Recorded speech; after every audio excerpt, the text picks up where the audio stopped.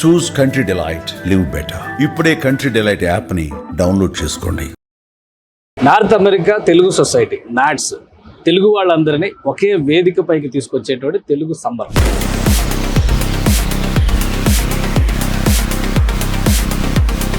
దీనికోసం తెలుగు రాష్ట్రాల్లో ఉన్నటువంటి ప్రముఖులు, రాజకీయ నాయకులు, అతిరథ మహారథులందరూ కూడా అమెరికా తరలి వచ్చారు. ఫ్లోరిడాలోని టాంపాలో ఈ ఈవెంట్ జరుగుతుంది.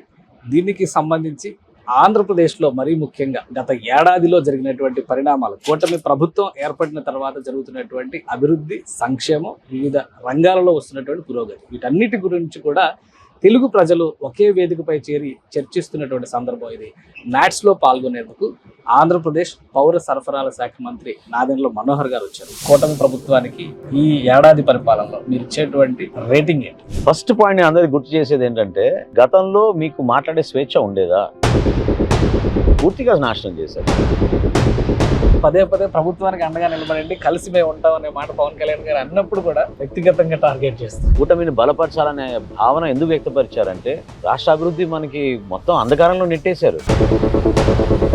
కనీసం కట్టెడు మట్టి వేసేవారు గుంత పూడ్చలేకపోయారే. పోలవరం ప్రాజెక్టు కట్టే అవకాశం లేదు, కమిషన్ల కోసం దీన్ని నాశనం చేస్తారు. ఏం చెప్తారు మీరు దాని సమాధానం? వాళ్ళు చేయలేని పనిని మేము చేస్తున్నాం అనే ఒక ఈర్ష్యతోటి ఆ మాటలు అంటున్నారు తప్ప,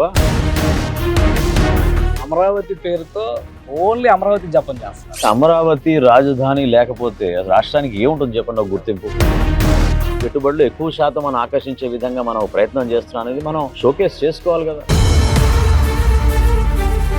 వనకచర్ల ప్రాజెక్టు గురించి పదే పదే విమర్శలు చేస్తారు. తెలంగాణ నుంచి కౌంటర్ రాజకీయం మొదలైంది. ఒక రాంగ్ ఆర్గ్యుమెంట్ తీసుకెళ్తున్నారు ప్రజల్లో. దానివల్ల మీకు ఎక్కడ నష్టం జరుగుతుంది చెప్పండి? పవన్ కళ్యాణ్ గారు ఉప ముఖ్యమంత్రిగా ఈ ఏడాది కాలంలో ఎలా ప్రజల మనసును గెలిచారు? ఆ స్థాయిలో ఉన్న వ్యక్తి అట్లా గిరిజన ప్రాంతాల్లో పర్యటించి రోడ్ల విషయంలో కానివ్వండి, వాళ్ళకి ఆరోగ్య సమస్యల విషయంలో కానివ్వండి, ఏ ప్రభుత్వం కూడా గతంలో పనిచేయని విధంగా పనిచేసి చూపిస్తాం. నెగిటివ్ ప్రాపగండాలో ప్రధాన పాత్ర పోషిస్తుంది. మేనిఫెస్టోని డీవియేట్ చేశారు. కూటమి ప్రభుత్వం మేనిఫెస్టోని అమలు చేయడంలో విఫలమైపోయిందా? అది ఎట్లా అనగలుగుతారు? ఇచ్చిన మాట మేరకు పెన్షన్స్ పెంచి దీపం పథకం ప్రారంభించాం, సిమెంట్ రోడ్లు నిర్మాణం చేసాం, ఆగస్టు 15 నుంచి బస్సు సౌకర్యం మహిళలకు కల్పిస్తున్నాం. మాకున్న వనరుల్ని ఎట్లా జాగ్రత్తగా ఉపయోగించాలి, రాష్ట్రానికి ఇంకా మేలు చేయాలని తపనంతో పనిచేస్తాం తప్ప వాళ్ళలాగా మూర్ఖంగా.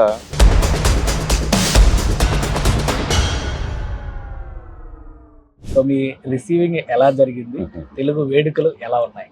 ముందు మనం గర్వించాల్సిన విషయం ఏంటంటే, 1960 నుంచి మన దేశం వదిలేసి ఇక్కడ కష్టపడి ఎంతో నాలెడ్జ్ పెంచుకొని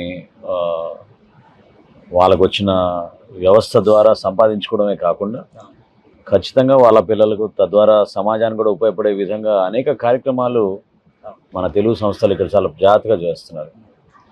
సో తెలుగు భాష గురించి కానివ్వండి, లేకపోతే మన సంస్కృతిని కాపాడడానికి కోసం కానివ్వండి.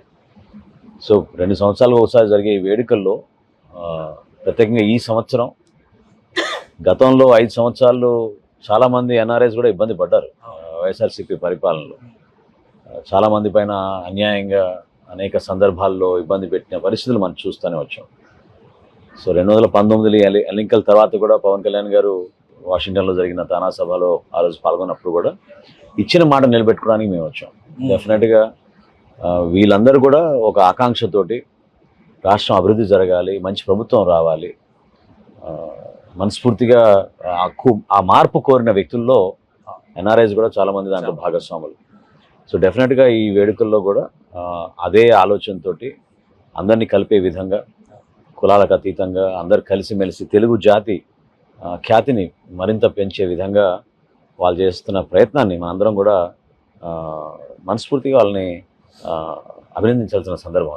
ఇక్కడ 2 వేడుకలు ఒకేసారి జరుగుతున్నాయి. అటు తానా జరిగింది, ఇటు నాట్స్ వేడుక. సో మీకు ఎలా అనిపించింది? 2 చోట్ల తెలుగు ప్రజలు ఉన్నటువంటి విధానం, టోటల్ అమెరికాలో తెలుగు వాళ్ళ ప్రభావం. ఈ మధ్యకాలంలో ఏపీ సీఎం చంద్రబాబు నాయుడు గారు పదే పదే అంటున్నారు, మన వాళ్ళు ఏ చోట ఉన్నా కానీ మన సంస్కృతిని, మన రాష్ట్ర అభివృద్ధికి సహకరించాలి. అలానే ప్రతి దేశంలో మన వాళ్ళు ఉండేటువంటి అవకాశం ఉంది భవిష్యత్తు. ఎందుకంటే మోస్ట్ పవర్ఫుల్ యూత్ ఫోర్స్ మన దగ్గర ఉంది అని అంటున్నారు. సో ఆ కోణంలో చూసినప్పుడు తెలుగు వాళ్ళ శక్తి ఇక్కడ ఏ విధంగా ఉంది, మీరు ఎలా అంచనా వేస్తున్నారు? అసలు డౌటే లేదు. ఎందుకంటే నేను నా టెన్నిస్ ఆడే రోజుల్లో ఇదే టాంపాకి 1980లో వచ్చాను నేను ఇక్కడ. సో ఆ రోజుల్లో ఇక్కడ ఎవరు కూడా తెలుగు వాళ్ళే కాదు, భారతీయులే ఉండేవాళ్ళు కాదు ఈ ప్రాంతంలో. మరి ఈ రోజున మనం ఇంత పెద్ద సమావేశాన్ని ఇక్కడ నిర్వహించుకుంటున్నామంటే దాదాపు 5,000 మంది అటెండ్ అవుతున్నారని చెప్తున్నారు ఇవాళ. ఆ స్థాయిలో మనం ఇక్కడికి వచ్చాం, స్థిరపడ్డాం, సక్సెస్ఫుల్ అయ్యాం. మనం నిజంగా అభినందించాల్సింది ఏంటంటే వాళ్ళ నాలెడ్జ్ గెయిన్ అవ్వడమే కాకుండా చాలా సక్సెస్ఫుల్గా కష్టపడి వాళ్ళు పైకి వచ్చారు. సో 2 ప్రాంతాల్లో సభలు ఏర్పాటు చేయడం అనేది సహజంగా ఇంత పెద్ద దేశం కాబట్టి ఎక్కడికక్కడ మన వాళ్ళు చాలా సంఖ్య పెరిగింది కాబట్టి డెఫినెట్గా మనం అభినందించాలి. నేను వచ్చినప్పుడు ప్రతిసారి నేను అంటే సభాపతిగా ఉన్నప్పుడు కూడా వచ్చాను. నేను గౌరవ ముఖ్యమంత్రి గారు చంద్రబాబు నాయుడు గారు చెప్పే విజన్ ఏదైతే ఉందో, భారతదేశం నుంచి మనకి వెళ్ళిన వాళ్ళల్లో తెలుగు జాతి నుంచి వెళ్ళిన వాళ్ళు ఎక్కువ మంది టెక్నాలజీలో ఇన్వాల్వ్ అయ్యారు. సో ఫ్యూచర్ అంతా టెక్నాలజీ పైన ఆధారపడి ఉంది కాబట్టి ఈవెన్ ఏషియాలో, కొరియాలో కానివ్వండి, చైనాలో కానివ్వండి, మలేషియాలో కానివ్వండి, సింగపూర్లో కానివ్వండి, టెక్నాలజీ ఎక్కువగా ఉపయోగించే దేశాల్లో కూడా మన భారతీయులు రాణించే విధంగా తెలుగు జాతి మరింత పెరిగే విధంగా మనం వాళ్ళని ఎంకరేజ్ చేయాలి. వాళ్ళు కూడా ఆ హ్యాండ్ హోల్డింగ్ మన రాష్ట్ర ప్రభుత్వం నుంచి ఉందనే భావన కలగాలి వాళ్ళకి. అంటే లాస్ట్ టైం అసలు ఎన్ఆర్టీ అనే వ్యవస్థనే నిర్వీర్యం చేశారు అనేటువంటి విమర్శలు వచ్చినాయి. కూటమి ప్రభుత్వం వచ్చిన తర్వాత ఇవన్నీ మళ్ళీ రిపేర్ జరిగిందో, ఏడాది అయింది కదా, ఏడాది అంశాల గురించి కూడా మాట్లాడాలి మీరు. సో ఈ ఏడాదిలో ముఖ్యంగా ప్రవాస భారతీయులకి మనం అందరం ఒకటి అనేటువంటి ఒక ఇంటిగ్రిటీని ఇవ్వగలిగిందా ప్రభుత్వం?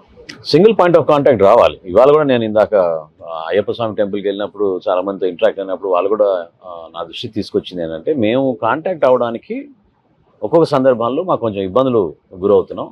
ఆంధ్రప్రదేశ్ వచ్చి పెట్టుబడులు పెట్టాలన్నా, లేకపోతే ఎవరిని కలవాలి, ఎక్కడికి వెళ్ళాలి అనే దానిపైన వాళ్ళకి ఇంకా పూర్తి సమాచారం లేకపోవడంతో కొంచెం ఇబ్బందిగా ఉందని చెప్పారు. మీరు అన్నట్టు ఏపీ ఎన్ఆర్టీ ఇదివరకు బాగా యాక్టివ్గా ఉండేది.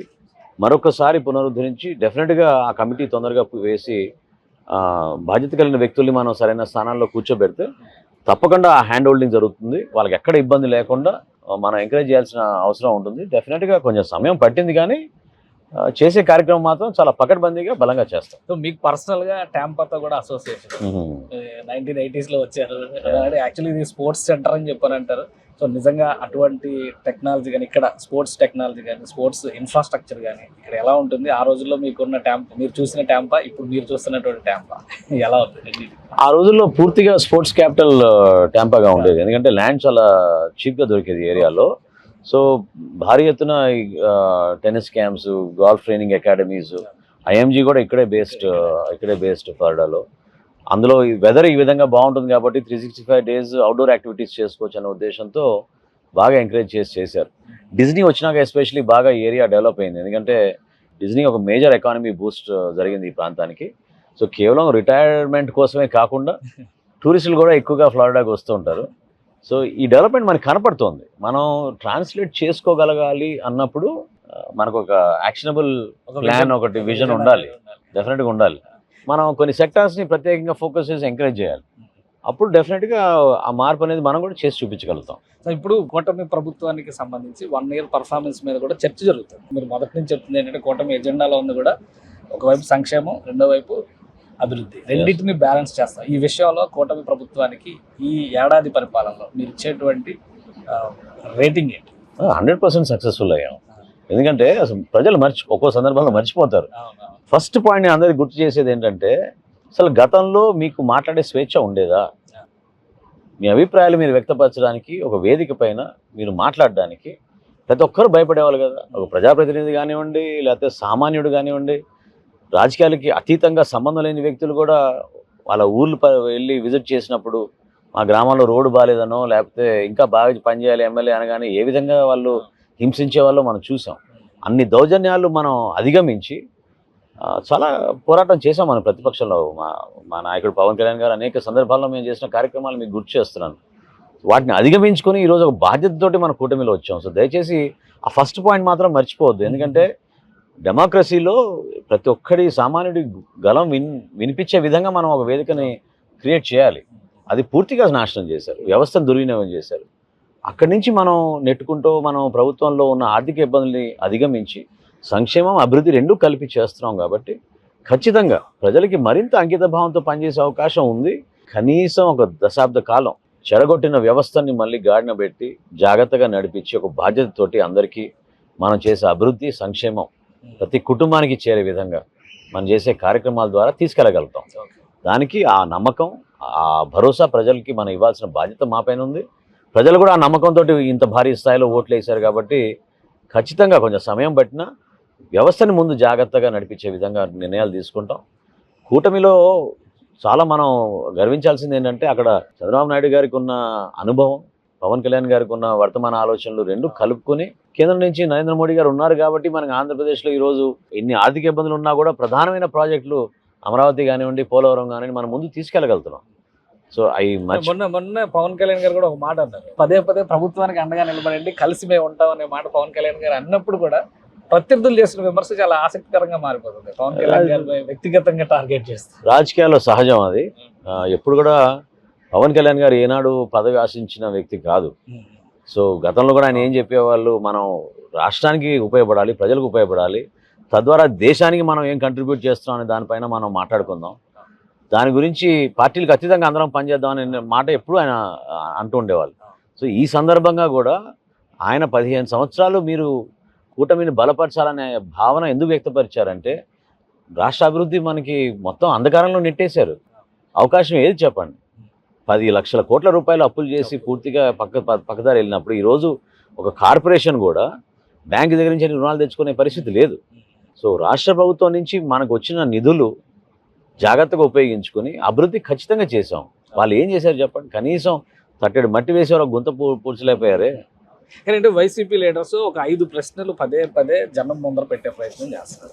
ఒకటి, పోలవరం ప్రాజెక్టు కట్టే అవకాశం లేదు, కమిషన్ల కోసం దీన్ని నాశనం చేస్తారు. సో ఏం చెప్తారు మీరు దానికి సమాధానం? వాళ్ళు చేయలేని పనిని మేము చేస్తున్నాం అనే ఒక ఈర్ష్యతోటి ఆ మాటలు అంటున్నారు తప్ప ఇది ఫస్ట్ అసలు ఈ పోలవరం ప్రాజెక్ట్ ఎప్పటి నుంచి మాట్లాడుతూ ఉన్నారు, ఎన్ని సంవత్సరాల దశాబ్దాల నుంచి. దానికి పూర్తి స్థాయిలో ప్రతి సోమవారం పోలవరం అని చంద్రబాబు నాయుడు గారు సమీక్షించి ఇప్పటికీ కూడా ప్రతి నెలకోసారి ఏలూరు జిల్లా ఇన్ఛార్జ్గా నేను ఉన్నా కాబట్టి నాకు తెలుసు ఎంత లోతుగా ఆయనకున్న అనుభవాన్ని ఉపయోగిస్తున్నారు ఆ ప్రాజెక్ట్ పూర్తి చేయాలని. సో ప్రాజెక్ట్ సైట్లో ఉన్న ఇబ్బందులు సామాన్యులకు అర్థం కాకపోవచ్చు, టెక్నికల్గా చాలా ఇబ్బందులు ఉన్నాయి.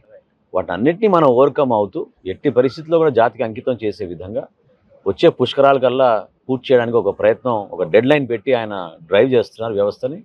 సక్సెస్ఫుల్ అవుతారని నేను భావిస్తున్నాను.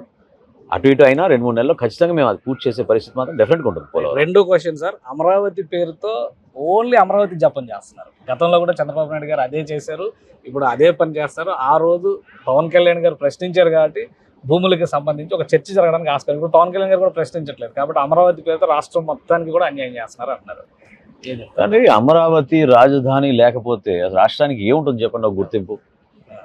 ఇప్పుడు మనం ఖచ్చితంగా మనం గర్వపడే విధంగా మనకున్న రాజధాని, మనకున్న సచివాలయం, మనకున్న శాసన వ్యవస్థ, ఇవన్నీ కూడా మనం క్రియేట్ చేసుకుంటేనే కదా మనకి ఒక ప్రజల్లో కానివ్వండి, ఇతర రాష్ట్రాల నుంచి వచ్చే పెట్టుబడిదారుల గురించి కానివ్వండి వాళ్ళకు ఒక నమ్మకం కలిగే విధంగా మనం కార్యక్రమాలు చేయాలి. సో మన విజన్ ఏంటి, ఏ విధంగా 40-50 ఇయర్స్ అహెడ్ ఆలోచించి మనం ఒక సిటీని డెవలప్ చేస్తున్నాం, ఏ విధంగా తద్వారా మన భారతదేశంలో వచ్చే పెట్టుబడులు ఎక్కువ శాతం మనం ఆకర్షించే విధంగా మనం ప్రయత్నం చేస్తున్నాం అనేది మనం షోకేస్ చేసుకోవాలి కదా. ల్యాండ్ పూలింగ్ పదే పదే ఇవన్నీ విమర్శలకి ఒక అవకాశం కల్పిస్తుంది ప్రభుత్వమే అంటే ఏం చెప్తారు? అంటే ల్యాండ్ గవర్నమెంట్ తీసుకుని, బేసికల్గా land is a sovereign subject. ప్రభుత్వం ఎందుకు తీసుకుంటుంది ల్యాండ్ చెప్పండి?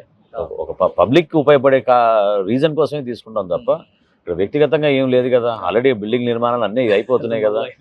సో మనకు వచ్చే అర్జీలు ఎవరైతే రిక్వెస్ట్లకు పెట్టుబడుల కోసం వస్తున్నారో సహజంగా వాళ్ళు అడుగుతున్నారు, మాకు 50 ఎకరాలు ఇవ్వండి, 100 ఎకరాలు ఇవ్వండి, మేము ఇంత పెట్టుబడి పెడతాం అన్నప్పుడు మనకున్న కోర్ ఏరియాలో ల్యాండ్ లేదు. సో విస్తరించాల్సిన పరిస్థితి వస్తుంది. సో ఎంతవరకు ఏం అవసరం అనేది గౌరవ ముఖ్యమంత్రి గారు సమీక్షిస్తూనే ఉన్నారు. ఆయన ఆధ్వర్యంలో దీని గురించి లోతుగా అధ్యయనం చేసి నిర్ణయాలు తీసుకుంటారని నేను భావిస్తున్నాను. రైతులకి ఎక్కడ అన్యాయం జరగకూడదు, అది మాత్రం చాలా క్లియర్గా ఉంది. గత 5 ఏళ్ళు జరిగినటువంటి అన్యాయం మరోసారి లేదు. ఆ పరిస్థితి ఆందోళన కావాలని కొంతమంది అట్లా క్రియేట్ చేస్తున్నారు. కానీ మేము ఇచ్చిన భరోసా, అదేవిధంగా చంద్రబాబు నాయుడు గారికి ఉన్న విజన్ తోటి అమరావతి నిర్మాణం జరిగినప్పుడు ఖచ్చితంగా ఏ విధంగా ఆ ఏరియా డెవలప్మెంట్ చేస్తామన్నామో దానికి కట్టుబడి ఉంటాం. సార్ ఇంకొకటి 4వ పాయింట్, బనకచెర్ల ప్రాజెక్టు గురించి పదే పదే విమర్శలు చేస్తారు. కూటమి ప్రభుత్వం అది టాప్ ప్రయారిటీ, నదుల అనుసంధానం కావచ్చు, రాయలసీమకి నీళ్లు ఇవ్వడం అనేటువంటి ఎజెండా కావచ్చు, ఇది చాలా బలమైనటువంటి అంశం అవుతుంది. పట్టిసీమ ద్వారా ఎంత రిజల్ట్ వచ్చిందో దానికి రెట్టింపు వస్తుందని చెప్పని కూటమి ప్రభుత్వం చెప్తుంది. కానీ విమర్శలు ఆగట్లేదు. మరోవైపు తెలంగాణ నుంచి ఆల్రెడీ అక్కడ కౌంటర్ రాజకీయం మొదలైంది. ఇప్పుడు పోలవరం నిర్మాణం అయిన తర్వాత కూడా that is the last project అని గోదావరి కదా. సో ప్రతి సంవత్సరం వృధాగా అయిపోతున్నాయి, ఎన్ని నీళ్ళు వెళ్ళిపోతున్నాయి, దాన్ని ఏ విధంగా వాడుకోవచ్చు అని ఏ ప్రభుత్వమైనా ఆలోచిస్తుంది. మన ప్రభుత్వమే కాదు, ఏ రాష్ట్రంలో ఏ ప్రభుత్వం ఉన్నా కూడా ప్రజలకి మనం సాగునీరు తాగునీరు ఎట్లా అందించగలుగుతాం అని ఒక ప్రయారిటీ పెట్టుకుంటారు కదా. రాయలసీమ ఎండిపోతున్న ప్రాంతాన్ని ఒక హార్టికల్చర్ జోన్గా మార్చాలని వాళ్ళకి మనం 365 days అక్కడ నీళ్ళు అందించగలుగుతాం త్రూ దిస్ ప్రాజెక్ట్ అనే నమ్మకంతో పోలవరం టు బనకచెర్ల ప్రాజెక్టు ఆలోచించి రూపొందించిన ప్రాజెక్ట్ ఇది. కానీ నేను కూడా ప్రశ్నిస్తున్నాను, తెలంగాణ సోదరులు నేను ప్రశ్నిస్తున్నాను, దానివల్ల మీకు ఎక్కడ నష్టం జరుగుతుంది చెప్పండి. ఇది పూర్తిగా మనం సముద్రంలోకి వదిలేసే వాటర్ని మనం ఉపయోగించుకొని మనం ఆఫ్టేక్ చేసుకుని మనం అంత దూరం తీసుకెళ్తున్నాం రాయలసీమకి, దానివల్ల వాళ్ళకి నష్టం లేదు. సరే, ఇంకొకటి లాస్ట్ 5వ క్వశ్చన్, ఈ నెగిటివ్ ప్రాపగండాలో ప్రధాన పాత్ర పోషిస్తుంది మేనిఫెస్టోని డీవియేట్ చేశారు. మేనిఫెస్టో అసలు అమలే కావటం లేదు, ఉమ్మడి మేనిఫెస్టో అనేది లేనే లేదు. అందుకని ఇప్పుడు రివర్స్ మేనిఫెస్టో, రీకాల్ మేనిఫెస్టో అని చెప్పి ఎజెండా తీసుకుని విపక్షం ఇప్పుడు మొదలుపెట్టింది యాజిటేషన్స్, ఎక్కడెక్కడ ఆందోళన చేస్తారు, ఇవన్నీ మొదలైనవి. ఏంటి నిజంగానే రీకాల్ మేనిఫెస్టోనా, కూటమి ప్రభుత్వం మేనిఫెస్టోని అమలు చేయడంలో విఫలం అయిపోయిందా? అది ఎట్లా అనగలుగుతారు? ఇప్పుడు నేను నాకు అన్నట్టు ఎన్నో ఆర్థిక ఇబ్బందులు ఉన్నా కూడా మొట్టమొదటి నిర్ణయం ఫస్ట్ క్యాబినెట్లో తీసుకుంది ఇచ్చిన మాట మేరకు పెన్షన్స్ పెంచి సంక్షేమం అనేది ప్రతి కుటుంబానికి అందించాలి అనే లక్ష్యంతో గతంలో ఎప్పుడు లేని విధంగా 4,000 కోట్ల రూపాయలు మేము అందించగలుగుతున్నాం. ఈ రోజున ఇంటింటికి 1వ తారీఖున జీతాలు 1వ తారీఖున ఇస్తున్నాం, దీపం పథకం ప్రారంభం ఇచ్చాం, ఉచిత గ్యాస్ సిలిండర్లు ఇస్తున్నాం, ఆగస్టు 15 నుంచి బస్సు సౌకర్యం మహిళలకు కల్పిస్తున్నాం. వీటితో పాటు ఈ రోడ్లు ఎంత దుస్థితి ఉండిందో, ఎంత ఇబ్బందికరమైన పరిస్థితుల్లో ఉన్నాయో మీరు చూశారు. అవార్డులు కూడా వస్తున్నాయి, వాటన్నింటినీ ముందు తీసుకొచ్చాం. పంచాయతీరాజ్ శాఖలో పవన్ కళ్యాణ్ గారు ఎట్లా గ్రామ సభలు నిర్వహించి రాష్ట్ర వ్యాప్తంగా తీర్మానాలు చేసి చాలా పారదర్శకంగా ఈ డెమోక్రాటిక్ మేనర్లో అందరికీ ఉపయోగపడే విధంగా సిమెంట్ రోడ్లు నిర్మాణం చేసాం, మీరు చూశారు. సో ఇవన్నీ కూడా మేనిఫెస్టో అనేది 5 సంవత్సరాలు మేము పరిపాలించినప్పుడు ఏ విధంగా మేము చక్కటి పరిపాలన అందిస్తాం అనేది ప్రజల్ని కన్విన్స్ చేయడానికి కోసం తీసుకొచ్చే డాక్యుమెంట్. అది ఖచ్చితంగా మాకు చాలా ప్రయారిటీగా తీసుకుంటాం. దాంట్లో ఉన్న అంశాలన్నింటినీ కూడా మేము పూర్తి చేస్తాం. కానీ డిక్షనరీలో 4 పదాలు వెతుక్కొని ఏ పదం వాడితే ప్రతిపక్ష పార్టీలు మేము ముందు తీసుకెళ్దామని వెతుక్కోవాల్సిన సమయం వాళ్ళకే ఉంటుంది తప్ప ప్రభుత్వంలో పరిపాలనలో మాత్రం ఒక నిబద్ధతతోటి మాకున్న వనరుల్ని ఎట్లా జాగ్రత్తగా ఉపయోగించాలి, రాష్ట్రానికి ఇంకా మేలు చేయాలని తపనంతో పనిచేస్తాం తప్ప వాళ్ళలాగా మూర్ఖంగా రాష్ట్రానికి నష్టం జరిగినా పర్లేదు స్వలాభం కోసం పనిచేసుకున్న ఆలోచన ఎవరికి లేదు ఇక్కడ. సార్, ఇంకా శాఖల పరంగా చూస్తే పవన్ కళ్యాణ్ గారు కీలకమైనటువంటి 5 శాఖలకి ఆయన బాధ్యత వహిస్తున్నారు. పవన్ కళ్యాణ్ గారి పర్ఫార్మెన్స్ శాఖల పరంగా గిన్నిస్ రికార్డులు వస్తున్నాయి. ఒకవైపు నుంచి రహదారి వ్యవస్థకు సంబంధించి లాస్ట్ టైం ఉన్న ఫోటోలు, ఇప్పుడు గతంలో ఫోటో క్యాంపెయిన్ కూడా చేసింది జనసేన పార్టీ, ఇప్పుడు ఫోటోలతో కూడా క్యాంపెయిన్ చేసే ప్రయత్నాలు చేశారు వైసీపీ వాళ్ళు. కానీ అప్పటికి ఇప్పటికీ డైరెక్ట్గా అవార్డ్సే వస్తున్నాయని చెప్పారు. సో పర్ఫార్మెన్స్ పరంగా కొత్తగా మంత్రివర్గంలోకి వచ్చినటువంటి పవన్ కళ్యాణ్ గారు ఉప ముఖ్యమంత్రిగా ఆయన పర్ఫార్మెన్స్ పరంగా ఈ ఏడాది కాలంలో ఎలా ప్రజల మనసును గెలిచారు? అంటే ఎప్పుడు కూడా కామన్ మ్యాన్ సెంటిమెంట్ ఏంటి, కామన్ మ్యాన్ ఆలోచించేది ఏంటి, ప్రభుత్వం నుంచి ఏ ప్రయోజనం జరుగుతుంది అంతే కదా, అది సమానంగా జరగాలని కోరుకుంటారు. ప్రతి కుటుంబానికి ఒకే విధంగా చూడాలి, మీరు మమ్మల్ని కావాలని పార్టీల పరంగానో కులాల పరంగానో చూడకూడదనే భావన రావాలనే అభిప్రాయం ప్రతి ఒక్కరిలో ఉంటుంది. బహుశా రాష్ట్రంలో ఈరోజు ఆ స్థాయిలో ఉన్న వ్యక్తి అట్లా గిరిజన ప్రాంతాల్లో పర్యటించి పవన్ కళ్యాణ్ గారు అక్కడ రోడ్ల విషయంలో కానివ్వండి, వాళ్ళకి ఆరోగ్య సమస్యల విషయంలో కానివ్వండి, గతంలో కూడా ఆయన ఉద్దానం గురించి ఉత్తరాంధ్రలో చేసిన స్ఫూర్తినిచ్చే పోరాటం, వీటన్నిటిని కూడా మనం మర్చిపోలేము. సో హ్యూమన్ అప్రోచ్ తోటి, హ్యూమన్ యాంగిల్ నుంచి మనం తీసుకునే నిర్ణయాలు శాఖ ద్వారా ప్రతి ఒక్కరికి ఉపయోగపడడానికి కోసం ఆయన నిలబడుతున్నారు. అదేవిధంగా అటవీ భూముల్ని ప్రొటెక్ట్ చేయడానికి ఆయన ఎంత బలంగా నిలబడుతున్నారో మీ అందరికీ తెలుసు. సో ఎక్కడ కూడా ఎటువంటి ఇబ్బందులు కలగకుండా మన అటవీ భూముల్ని కాపాడాలి, వన్యప్రాణ సంరక్షణ అనేది చాలా ఇంపార్టెన్స్ ఇవ్వాలి. ఎందుకంటే పర్యావరణాన్ని మనం కాపాడుకోగలిగితేనే మన భవిష్యత్తు మనకు ఉంటుందనే ఆలోచనతో ఆయన చేస్తున్నారు. పంచాయతీరాజ్ వ్యవస్థలో కూడా కొన్ని మార్పులు చాలా లోతుగా తీసుకొచ్చారు. చాలా చోట్ల ఇబ్బందికరమైన పరిస్థితులు ఉన్నాయి. వాటిని అధిగమించుకుని కొత్త ఆలోచనలు, కొత్త సంస్కరణలు, కొత్త చట్టాలు తీసుకోవడానికి మాకు కొంచెం సమయం పట్టినా అంతిమంగా ఆంధ్రప్రదేశ్ ప్రజలకి ఖచ్చితంగా 100% ఏ ప్రభుత్వం కూడా గతంలో పనిచేయని విధంగా పనిచేసి చూపిస్తాం.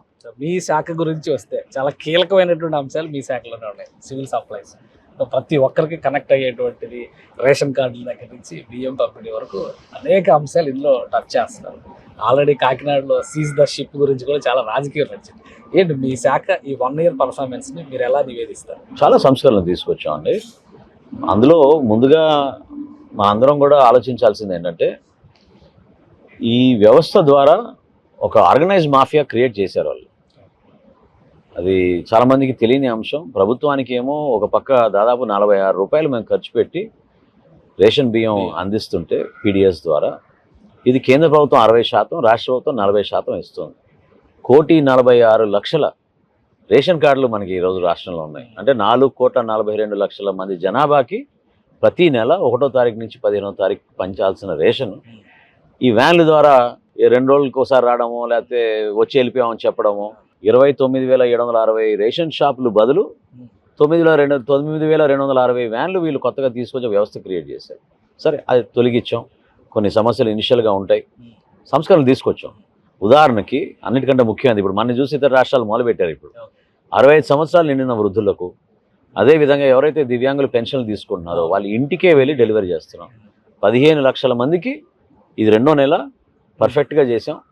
ఇంకా రాబోయే రోజుల్లో ఇంకా వేగవంతంగా జరగడానికి మేము ఏం చేసాం అంటే 1వ తారీఖు నుంచి కాదు రేషన్ ఇచ్చేది, మేము 26వ తారీఖు నుంచే మొదలుపెట్టి లాస్ట్ వీక్ నుంచి మొదలుపెట్టి వృద్ధులకి దివ్యాంగులకి వాళ్ళ ఇంటి దగ్గరికి వెళ్ళి ఇస్తున్నాం. కానీ మీరు సివిల్ సప్లైస్ వెహికల్స్ ఆపేయడం పైన సోషల్ మీడియాలో చాలా హడావిడి నడిచింది. వెహికల్స్ ఆపేసి ముసలి వాళ్ళని, వృద్ధుల్ని, వీళ్ళందరినీ ఇబ్బంది పెట్టేస్తున్నారు.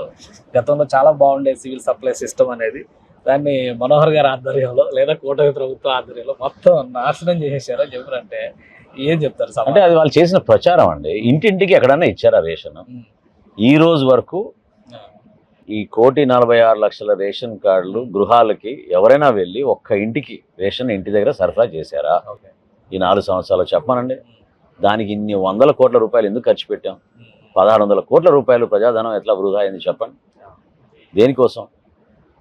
ఇప్పుడు సందు దగ్గరకు వచ్చి సైరన్ వేసి ఒక అరగంట, ఒక గంట తన ఇష్టం, ఆ డ్రైవర్ ఇష్టం. ఆ టైంకి నిలబడి క్యూలో పాపం రోడ్డు మధ్యలో క్యూలో నిల్చునే వాళ్ళు. అది ఎక్కడ నెగిటివ్ లేదు. మేము మా రేషన్ షాప్ వ్యవస్థ ద్వారా 29,760 రేషన్ షాపులు ఖచ్చితంగా ఒక నిబద్ధతతోటి, వాళ్ళు కూడా మళ్ళీ మాకు ఈ అవకాశం, ఈ గౌరవం దక్కిందని నమ్మకంతో చాలా జాగ్రత్తగా పనిచేస్తున్నారు. ఫస్ట్ మంత్ కాబట్టి సహజంగా కొన్ని సమస్యలు రాకుండా ఉండవు, వస్తాయి టెక్నికల్గా. అవి ఓవర్కమ్ అయ్యి ఇంకా జాగ్రత్తగా చేసే విధంగా మేము రెగ్యులేట్ చేయడానికి వ్యవస్థనే చేస్తున్నాం, డెఫినెట్గా చేస్తున్నాం. సార్, ఇంకొకటి, సివిల్ సప్లైస్ బియ్యం పక్కదారి పట్టిందనే దాని మీద కూడా చాలా విమర్శలు వచ్చినాయి. పవన్ కళ్యాణ్ గారు అయితే కాకినాడ వెళ్ళి సవాల్ కూడా చేశారు. ఏం జరిగింది? అది ఆ కేసు ముందుకు వెళ్ళలేదు, మళ్ళీ అదంతా కూడా డిఫ్యూజ్ అయిపోయింది. ఇటువంటి డిఫ్యూజింగ్ కాదండి, సుమారు 63,000 మెట్రిక్ టన్నులు, దాదాపు 263 కోట్ల రూపాయల సరుకుని ఆ రోజు సీజ్ చేసాం, స్వాధీనం చేసాం. ఇది సామాన్యమైన విషయం కాదు, భారతదేశంలో ఎక్కడ జరగలేదు.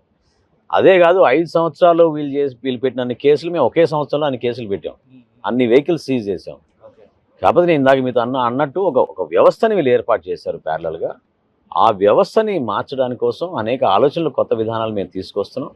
అందులో భాగంగానే ఈ ఎండియు వ్యాన్లు తొలగించి మళ్ళీ రేషన్ షాప్స్ ద్వారా ఆర్గనైజ్డ్ క్రైమ్ లో ఈ వ్యాన్ల వ్యవహారం కూడా ఉందంటారు. ఖచ్చితంగా. ఎందుకంటే సింపుల్ చెప్తున్నా మీకు, ఇప్పుడు ఒక 1,500 రేషన్ కార్డులకు ఒక షాప్ ఉండేది. సో ప్రతి నెల 20వ తారీఖు కల్లా ఆ షాప్కి డెలివరీ చేస్తాం. 1వ తారీఖు నుంచి వాళ్ళు ఇంటింటికి సరఫరా చేసే విధంగా సిద్ధమవుతారు. సో అక్కడి నుంచి బస్తాలు అక్కడ వెళ్తుంటే ఖచ్చితంగా అలర్ట్ మెకానిజం చుట్టూన్న వాళ్ళు వాళ్ళంతా చూసేవాళ్ళు. ఇప్పుడు వ్యాన్లు అనుకోండి, 3 షాపులకు ఒక వ్యాను, 3,000 మందికి ఒక వ్యాను. సో వాళ్ళు ఎక్కడ తీసుకెళ్తున్నారు, ఏ సరుకు ఎక్కడిది, ఏ షాపుది, ఏ కార్డ్ హోల్డర్ది అనేది ఎవరికి వివరణ ఉండేది కాదు. అంటే జరిగేది, అందరూ దాంట్లో పాల్గొన్నారని అట్లా జనరలైజ్ అనలేను, కానీ ఖచ్చితంగా దాని ద్వారా జరిగిందనేది మనకి స్పష్టమైన సమాచారం ఉంది మనకి. జనసేన పార్టీ తీసుకున్నటువంటి శాఖలు, ఇటు పవన్ కళ్యాణ్ గారు కావచ్చు, మీరు తీసుకునేది కావచ్చు, కందుల దుర్గేష్ గారు తీసుకునేది. సో టాప్ పెర్ఫార్మర్స్ ఈ 1 ఇయర్లో అంటే మీ పేర్లో ఎక్కువ వినిపిస్తున్నట్టు. అంటే సమిష్టిగా పనిచేసే బాధ్యత క్యాబినెట్కి ఉంటుంది. నేను దాకా అన్నట్టు ముఖ్యమంత్రి గారి అనుభవంతో చాలా వరకు అనేక సమస్యల్ని ఓవర్కమ్ అవ్వగలుగుతున్నాం. ఆయనకున్న అనుభవంతో, నిధుల కొరతతోటి, ఆ లీడర్షిప్ వలన మేము ముందుకు తీసుకెళ్ళగలుగుతున్నాం. పవన్ కళ్యాణ్ గారు మాకు చాలా క్లియర్గా ఒకటే ఇన్స్ట్రక్షన్స్ ఇచ్చారు, ఎక్కడ గవర్నమెంట్ని ఇబ్బంది పెట్టద్దు, ఒక 1 ఇయర్ వరకు మనం ఫుల్ టైం పనిచేద్దాం, గవర్నమెంట్లో ఎంత చేయగలితే అంత పని చేద్దాం, చంద్రబాబు నాయుడు గారికి మనం సపోర్ట్ చేద్దాం, ఆ విధంగా మనం చేసుకుంటూ ముందుకెళ్దాం. శాఖల్లో కూడా పట్టు తెచ్చుకోండి, ముందు గ్రిప్ తెచ్చుకోండి, ఎక్కడ ఏ సమస్యలు దానిపైన అధ్యయనం చేయండి. ఎక్కువ మందికి మనం అవకాశం కల్పించే విధంగా మనం ప్రయత్నం చేద్దాం అనేది ఆ ఒక్క లక్ష్యంతో మేము పనిచేస్తా ఉన్నాం. సో మాకు కేటాయించిన శాఖల్లో ఖచ్చితంగా మా వంతు మేము మంత్రులుగా దుర్గేష్ గారు కానీ నేను కానివ్వండి, పవన్ కళ్యాణ్ గారి సూచనల మేరకు డిపార్ట్మెంట్ని ముందుకు తీసుకెళ్లడంలో ఎక్కడగా మేము పొరపాటు చేయలేదు, అద్భుతంగా పనిచేస్తాం. సో ఈ నంబర్ 3 నుంచి 4కి వెళ్ళుద్ది అని చర్చ చాలా ఉంది. నాగబాబు గారు ఎంటర్ అవుతారు. సో ఏంటి దాని మీద ఏమన్నా క్లారిటీ వచ్చిందా? పార్టీ అధ్యక్షులు ఖచ్చితంగా దాని గురించి సరైన సమయానికి ఆ నిర్ణయం తీసుకుంటారు మాట్లాడి. అది పాలిటిక్స్లో ఎప్పుడు కూడా ఆన్గోయింగ్ ప్రాసెసే కదా, మార్పులు చేర్పు అనేది సహజం. సో డెఫినెట్గా దాని గురించి మా పార్టీ అధ్యక్షులు పవన్ కళ్యాణ్ గారు, చంద్రబాబు నాయుడు గారు మాట్లాడుకొని కరెక్ట్ నిర్ణయం తీసుకుంటారు. సో పార్టీ పరంగా ఒక ఎజెండా పవన్ కళ్యాణ్ గారు పదే ఇస్తున్నారు. సనాతన ధర్మం గురించి మాట్లాడుతుంటే అవతల పక్షం ఆయనను విలన చేసేటువంటి ప్రయత్నం కూడా చాలా గట్టిగా చేస్తుంది. ఒక మతం వైపు వెళ్తున్నారంటే ఇంకో మతాన్ని ద్వేషిస్తున్నట్టుగా ప్రచారం చేసే ప్రయత్నం జరుగుతుంది. ఏంటి జనసేన ఐడియాలజీ ఈ 1 year అధికారంలో భాగం పంచుకున్న తర్వాత బలంగా సనాతన ధర్మం వైపు వెళ్తుందా, లేదా సమన్వయం చేసుకుంటూ సమాన ధర్మం వైపు వెళ్ళేటువంటి ప్రయత్నం చేస్తుందా? సనాతన ధర్మం గురించి తెలియని వ్యక్తులు ఆ విధంగా విమర్శలు చేస్తూ ఉంటారు. ఇప్పుడు సనాతన ధర్మంలో ప్రధానమైన అంశం ఏంటి? ప్రతి మానవుడిని గౌరవించి మనం సమాజం కోసం, దేశం కోసం ప్రతి మానవుడు అనేది ఉపయోగపడే విధంగా ధర్మాన్ని పాటించాలనే దాంతో ముందుకెళ్తా ఉన్నాను. దాన్ని గుర్తు చేస్తున్నారు పవన్ కళ్యాణ్ గారు ఈ రోజున. ఇదేదో ఆయన కొత్తగా రాసింది కాదు కదా, ఆయన నమ్మి దాని గురించి లోతుగా అధ్యయనం చేసుకుని మానవత్వానికి ఇది ఉపయోగపడుతుంది, మానవుడికి ఉపయోగపడుతుంది అనే ఒక ప్రధానమైన ఆలోచన వచ్చిన తర్వాత ఆయన బలంగా తీసుకెళ్తున్నారు. అది జనసేన పార్టీ ఎజెండా. మా పార్టీ ప్రెసిడెంట్ దాన్ని చాలా స్పష్టంగా దీనికి ఒక విభాగం కూడా ఏర్పాటు చేసి మన ప్రజల్లో మనం చైతన్యం పెంచాలనే ఒక ప్రయత్నం ఆయన చేస్తూ ఉన్నారు. కానీ వేరే పార్టీల వాళ్ళు కామెంట్ చేయాల్సిన అవసరం లేదు, ఎందుకంటే ప్రజలే అంతిమంగా మమ్మల్ని జడ్జ్ చేస్తారు కదా. సో ఈ కార్యక్రమం ద్వారా భారతదేశంలో ఉన్న ప్రతి పౌరుడికి ఒక ఆలోచన రావాలి, ఒక చైతన్యం రావాలి అనే ఒక ప్రయత్నం ఇది. సో కళ్యాణ్ గారు వస్తారు అని చాలా మంది ఎన్ఆర్ఐలు ముఖ్యంగా ఈ సదస్సులో ఒకరోజు సెషన్ చూసాం కాబట్టి చాలా మంది దగ్గర డిస్కషన్, మనోహర్ గారు వచ్చారంటే నెక్స్ట్ టైం కళ్యాణ్ గారిని కూడా తీసుకురావాలి అనే చర్చ నడుస్తుంది. కళ్యాణ్ గారు మళ్ళీ ఎప్పుడు వచ్చే అవకాశం ఉంది? అంటే we all have to update our అండి. ఇప్పుడు ఈ దేశంలో పర్యటించినందుకు దాదాపు 12 రోజుల నుంచి నేను చాలా మందితో ఇంటరాక్ట్ అవుతూ ఉన్నాను.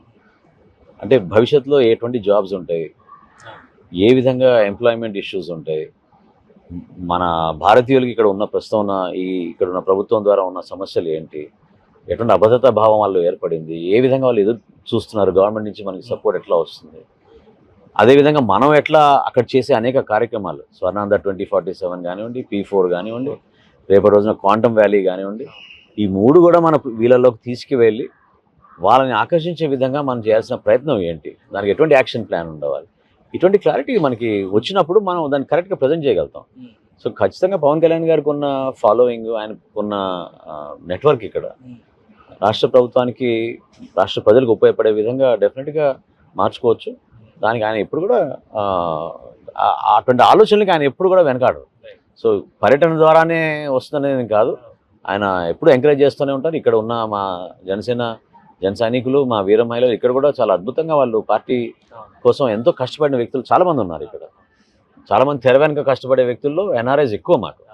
సో మనస్ఫూర్తిగా వాళ్ళు చేసిన ప్రయత్నాన్ని అభినందించడానికి, వాళ్ళు పడిన కష్టాన్ని మేము కూడా గౌరవించి గుర్తించడానికి కోసం ఈ పర్యటన. సో ప్రభుత్వ పక్షాన ప్రవాసాంధ్రుల మనోభావాల్ని ఇంటిగ్రేట్ చేసేందుకు నిర్ణయాలు ఏమైనా ఉంటాయా? కలుపుకునే గతం చంద్రబాబు నాయుడు గారు అంటేనే జన్మభూమి, ఇటువంటివన్నీ గతంలో ఉన్నాయి కదా. సో వీళ్ళందరినీ ఒక వేదికపైకి తీసుకొచ్చే ప్రయత్నం రాష్ట్ర ప్రభుత్వ పక్షాన ఏమైనా జరుగుతుందా? P4 is a perfect example అండి. గతంలో చాలామంది మేము కంట్రిబ్యూట్ చేయాలనుకుంటున్నాం, కాకపోతే మాకు ఎవరిని రీచ్ అవుట్ అవ్వాలో లేకపోతే ఏ విధంగా ఈ ప్రోగ్రామ్ని మేము హెల్ప్ చేయగలుగుతాం మాకు అర్థం కావడం లేదని చెప్పేవాళ్ళు. P4 ద్వారా మీరు ఒక మార్గదర్శులుగా ఒక బంగారు కుటుంబాన్ని మీరు ఐడెంటిఫై చేసినాక ఆ బంగారు కుటుంబాన్ని సపోర్ట్ చేసే విధంగా ఎన్ఆర్ఐస్ ముందడుగు వేయాలి, చాలా అవసరం.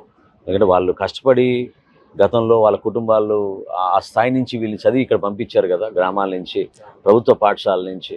మన ప్రాంతంలో ఉన్న వ్యవస్థ గురించి వాళ్ళకి బాగా తెలుసు. సో అవన్నీ చూస్తున్నారు కాబట్టి ఇన్ఫ్రాస్ట్రక్చర్ గవర్నమెంట్ క్రియేట్ చేస్తుంటే సోషల్ ఇన్ఫ్రాస్ట్రక్చర్లో ఇన్వాల్వ్ అయ్యే అవకాశం P4 ద్వారా మన ఎన్ఆర్ఎస్కి ఈ రోజున గౌరవ ముఖ్యమంత్రి గారు చంద్రబాబు నాయుడు గారు కల్పించారు. దాంట్లో ప్రతి ఒక్కరు కూడా పార్టిసిపేట్ చేయాలని మనస్ఫూర్తిగా నేను కోరుకుంటున్నాను. థ్యాంక్ యూ సార్, మీరు అభిప్రాయాలు పంచుకున్నందుకు. ఇది అమెరికాలో నాట్స్ వేదికగా జరుగుతున్నటువంటి తెలుగు సభల్లో పాల్గొంటున్నటువంటి నాదెండ్ల మనోహర్ గారి మనోగతం, రాష్ట్ర ప్రభుత్వం ఒక సమగ్రమైనటువంటి నిర్ణయంతో విజన్ 2047 స్వర్ణాంధ్ర లక్ష్య సాధన కోసం ప్రవాసాంధ్రులను ఏ విధంగా భాగస్వాములు చేయాలి, అలానే ప్రవాసాంధ్రులకి ఉన్నటువంటి సమస్యల పరిష్కారంలో రాష్ట్ర ప్రభుత్వం ఎలా ప్రణాళికని అమలు చేయాలి, ఈ అంశాలపైన ఒక సమన్వయం జరిగేటువంటి అవకాశం ఉందని చెప్పి విశ్లేషిస్తున్నారు. పవన్ కళ్యాణ్ గారు కూడా ఇక్కడి ప్రజల మనోభావాలకి అనుగుణంగా ప్రభుత్వాన్ని నడిపించేందుకు, రాష్ట్ర ప్రయోజనాల కోసం కలిసి వచ్చేందుకు సిద్ధంగా ఉన్నారని ఆయన విశ్లేషిస్తున్నారు. ఇది స్పెషల్ డిస్కషన్.